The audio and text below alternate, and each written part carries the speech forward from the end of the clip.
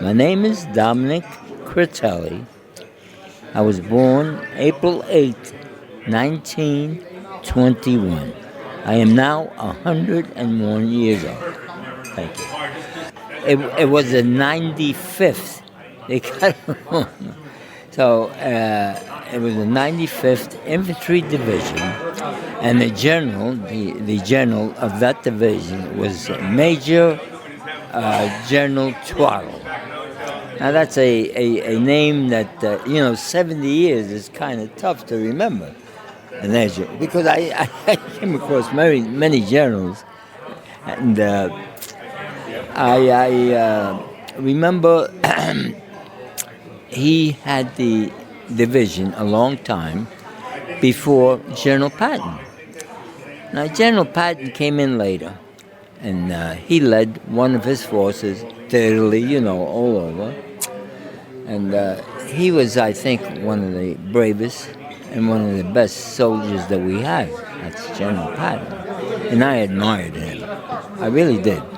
He had 2 pistols, white handles. Oh, and he was great. He was a warrior. Now, General Eisenhower was a politician, right? I think you would agree with me.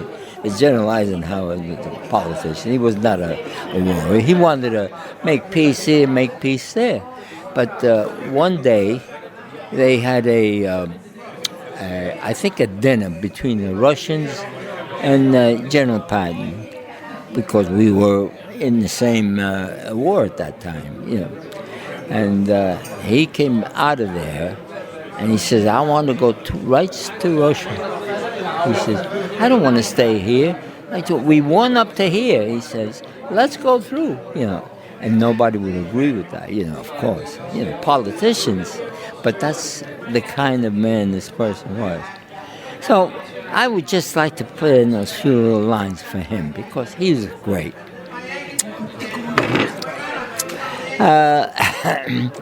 Now I can tell you a few little stories if you want. I was in the artillery. In the artillery, we had 8 small Piper Cubs airplanes. You know what a Piper Cub airplane is? A Piper Cub, yes, I know. That's a small plane for 2 or 3 persons. Right. Oh, well, I was in the back seat because I was the mechanic. The major was the pilot, and I had a captain with the other airplane. I was in charge of 2. I was the mechanic. Okay. So every time we would go up or do some work to the airplane, he would say, "Well, Sergeant Critelli," he says, "you come up with me." In other words, I had to do that right.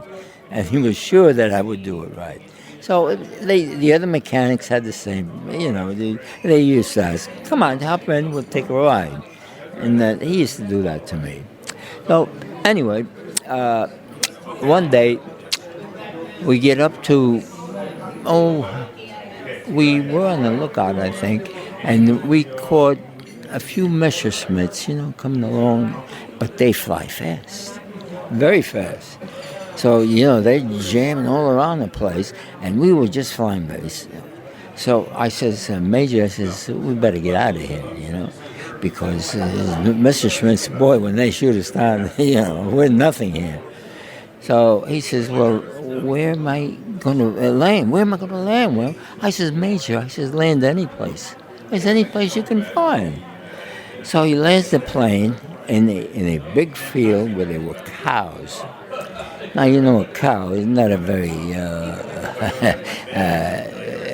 I should say, well, he's a nice fellow, but he does things all around the place that, you don't like. And when we landed, all the cow manure and all over the plexiglass of the plane. And it took me, I think, a week or 2 to clean it off. So we made pretty good friends because of that. That was one of the reasons why we made good friends.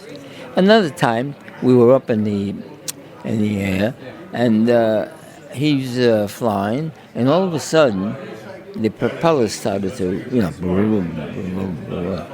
So I says, "Oh my God," I says, "that shouldn't happen," because I was, immaculate with that engine. I was immaculate. So I says, Major, I says, hurry up, put the plane down, you know. So he finds a little spot, and he lands the plane. Because those planes, you can land them, I think, in about 2 blocks. You know, you can land them anywhere.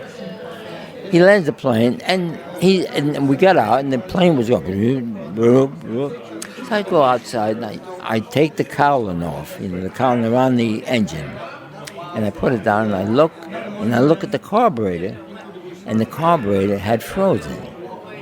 And he forgot to pull out a carburetor heat, which we call it. Carburetor heat, when you fly a certain height, the carburetor would freeze. So I says, Major, I says, I'm sorry to tell you this, but you didn't have your carburetor heat out.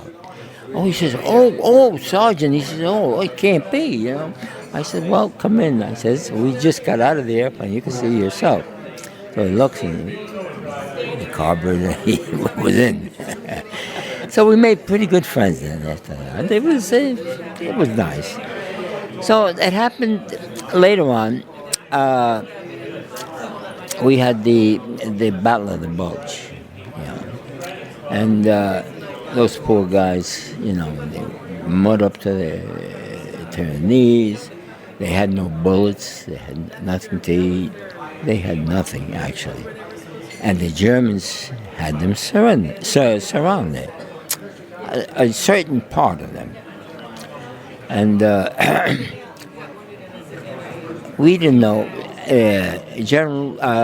Major, his name was Major Blahai, by the way. I got to tell you his name first. Major Blahai. He went to West Point. He was a West Point person. And he was the major on those 2 airplanes. He was the pilot of the one, and the captain was the pilot of the other one.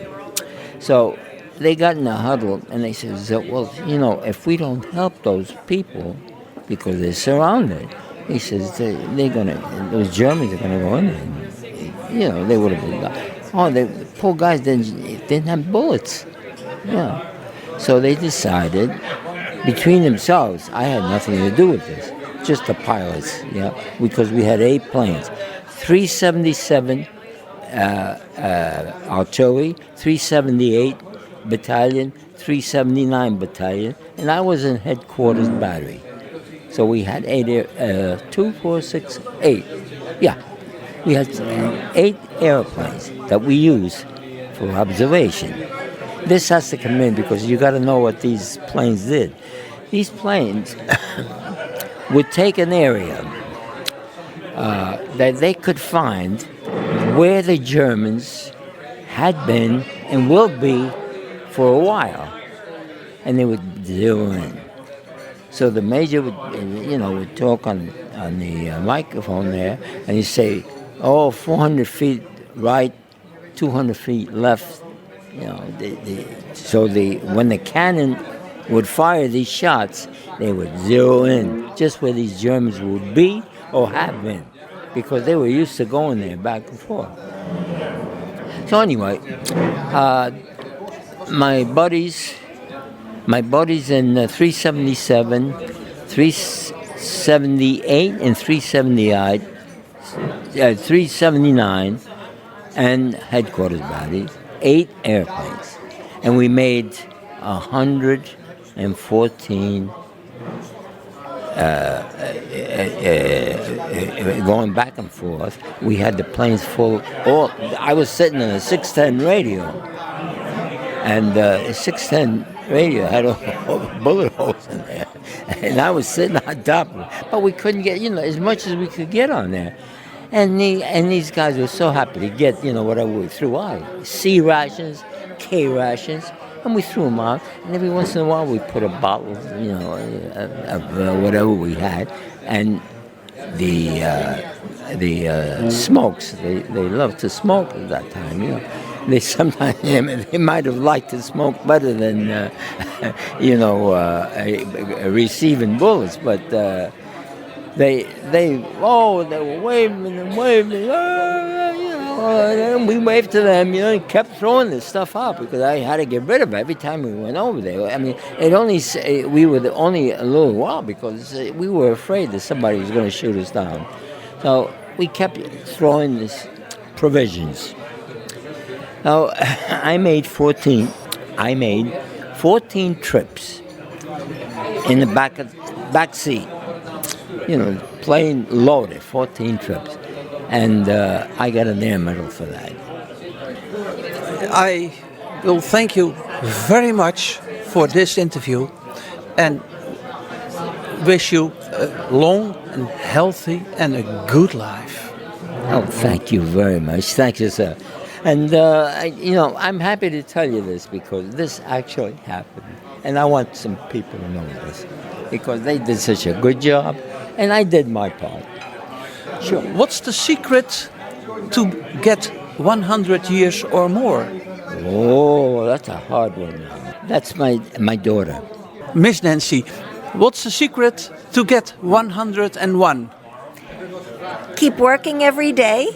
Eat lots of salads and vegetables and a little red wine at least every day.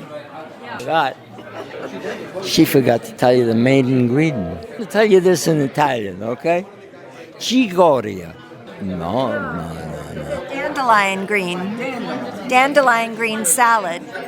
All right, a dandelion. Now, when I was a boy, a little boy, I used to go outside my house, and there was a little wooded area, and I would see these dandelions there. Sometimes they had yellow flowers. They would tell me, you know what they are. I'm pretty sure you know what they are. I used to cut them out and bring them home to my mother. My mother would wash them out, and I would have them as a salad. And it just so happened that one day, we lived near a cemetery. And, I saw these things in the cemetery. My God, they were high. I says, oh, my mother's not going to know any difference. I'm going to go in there and take them and then put them in the bag. I got home. The first thing she asked me, she said, where'd you get them? I said, well, Ma, I said, oh, no, you didn't. She said, you got them in the cemetery. She took the bag and threw it out. So that was a little thing that happened when I was a little boy. And I continued to eat them. And I'll tell you, they're delicious. I thank you both very much and wish you a good flight back home.